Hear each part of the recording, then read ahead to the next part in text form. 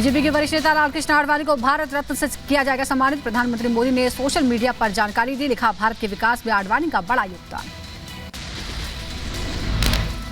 नितिन गडकरी ने social media पर आडवाणी को दी बधाई। लिखा, देश के पुनर्निर्माण में आडवाणी की भूमिका अहम। लालकृष्ण आडवाणी को भारत रत्न मिलने पर रक्षा मंत्री राजनाथ सिंह ने भी जाहिर की खुशी। बोले, राजनीति में शुचिता, समर्पण और दृढ़ संकल्प के प्रतीक हैं आडवाणी। उधर केंद्रीय मंत्री गिरिराज सिंह ने भी लालकृष्ण आडवाणी को बधाई दी। बोले, जमीनी स्तर से लेकर राम मंदिर आंदोलन तक में आडवाणी जी की रही अहम भूमिका। यूपी के डिप्टी सीएम ब्रजेश पाठक ने भी लालकृष्ण आडवाणी को दी बधाई। साथ ही पीएम मोदी का जताया आभार। आदरणीय आडवाणी जी को हम सब बहुत बहुत बधाइयाँ देते हैं, शुभकामनाएं देते हैं। मैं आदरणीय प्रधानमंत्री जी का भी आभार प्रकट करता हूं कि उन्होंने आदरणीय आडवाणी जी को सर्वोच्च भारत रत्न पुरस्कार देकर के सम्मानित करने का काम किया है। बहुत बहुत बधाइयाँ, शुभकामनाएं। केजरीवाल आवास के बाहर क्राइम ब्रांच की टीम सीएम को नोटिस देना चाहती है। पुलिस खरीद फरोख्त के आरोप का मामला आपने बीजेपी पर लगाया है आरोप। नोटिस को लेकर सीएम आवास पर आप नेता के अधिकारियों से बहस हो गई। जसवीर शाह ने किया जमकर हंगामा। उधर केंद्रीय मंत्री अनुराग ठाकुर ने आम आदमी पार्टी पर किया हमला। कहा, केजरीवाल जवाब दें या माफी मांगे। केजरीवाल ने झूठे आरोप लगाए। विधायकों को खरीदने की प्रयास किया गया। आखिरकार ये हवा में ही आरोप लगे थे और इसके सबूत तो उनको देने ही चाहिए। उनके ही प्रवक्ता ने उन्होंने कहा था कि उनके पास ऑडियो भी है, सब सबूत भी हैं। तो अब देश को और पुलिस को बताने का समय आया कि क्या सबूत उनके पास है। बीजेपी नेता नलिन कोहली ने केजरीवाल पर साधा निशाना। कहा, पहले विधायकों के खरीद फरोख्त का लगाया आरोप, अब जांच हो रही है तो नहीं कर रहे सहयोग। खरीद फरोख्त इन प्रकार के आरोप लगाए।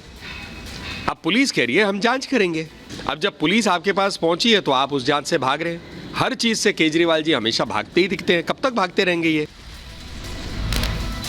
विधायकों के खरीद फरोख्त के आरोप पर बोली बीजेपी नेता बांसुरी स्वराज। कहा, अगर आरोप सही तो सबूत सामने दे पार्टी।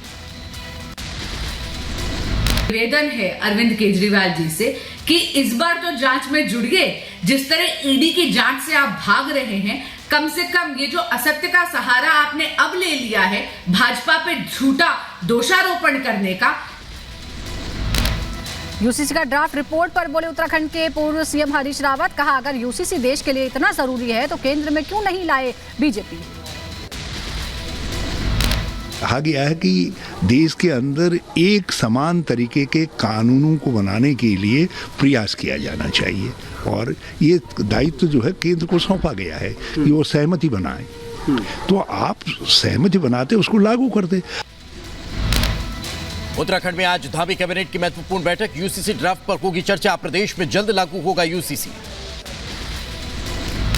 प्रधानमंत्री नरेंद्र मोदी ने राष्ट्रमंडल वकील और सॉलिसिटर जनरल सम्मेलन का किया उद्घाटन। कार्यक्रम में आए लोगों को पीएम ने संबोधित किया। दिल्ली के विज्ञान भवन में आयोजित है कार्यक्रम। विशाखापट्टनम में नौसेना के कमीशन समारोह का आयोजन हुआ। कार्यक्रम में रक्षा मंत्री राजनाथ सिंह ने की शिरकत। नौसेना में कमीशन किए जाने पर बोले रक्षा मंत्री, पीएम के नेतृत्व में मजबूत हो रही नेवी हिंद प्रशांत महासागर क्षेत्र में सुरक्षा मामले में बने हैं उत्तरदाता। समुद्री डकैतों से कर रहे हैं रक्षा। झारखंड के मुख्यमंत्री चंपई सोरेन का बयान। बोले, सोरेन को झूठे मामले में भेजा गया के जेल। साथ ही कहा, हमारा गठबंधन मजबूत है। जेएमएम विधायक लोबिन हेम्ब्रोम का बड़ा बयान। कहा, आदिवासियों की पार्टी नहीं रही अब जेएमएम पर बाहरी नेताओं का कब्जा हो गया। हमने चाहा कि आप जेएमएम से हम रिश्ता नाता नहीं रखेंगे क्योंकि लोग कह रहे हैं ये दगाबाज हो गया है। जेएमएम नेता गुलाम अहमद मीर का बयान आया सामने। कहा, बीजेपी ने की विधायकों को तोड़ने की कोशिश। 5 फरवरी को फ्लोर टेस्ट तक सुरक्षित स्थान पर गए इंडी गठबंधन के सभी एमएलए।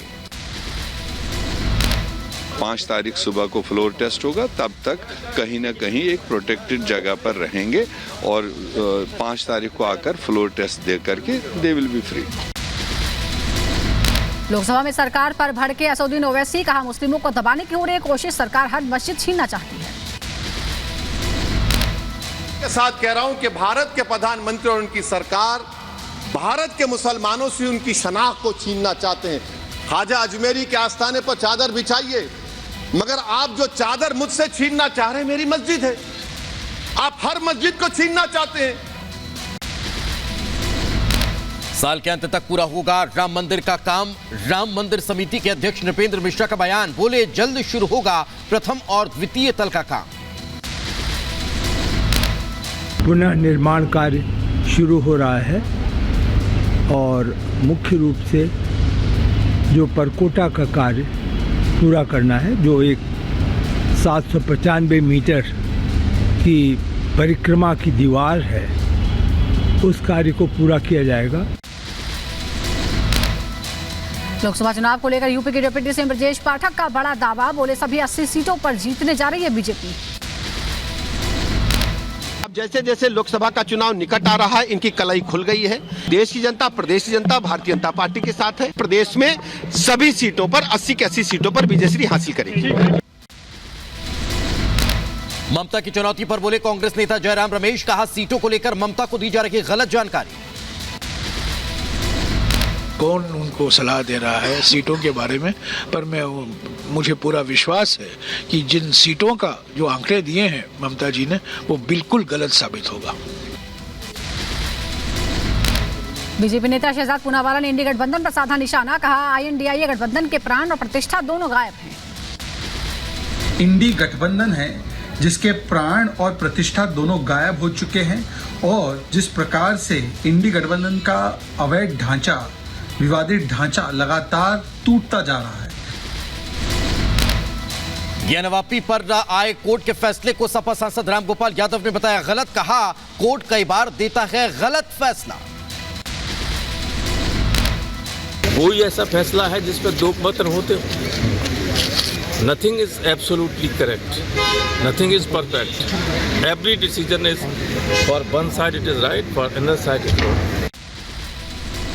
महाराष्ट्र के ठाणे में पुलिस स्टेशन में गोलीबारी, शिवसेना शिंदे गुट के नेता महेश गायकवाड़ को लगी गोली, आनंद फानंद में अस्पताल में भर्ती कराया गया। ठाणे में थाने के अंदर फायरिंग का मामला, आरोपी बीजेपी विधायक गणपत गायकवाड़ समेत 3 गिरफ्तार। दोनों का आपस में किसी इशू पे कुछ विवाद था, इसी कारण कुछ कंप्लेंट देने वो आए थे।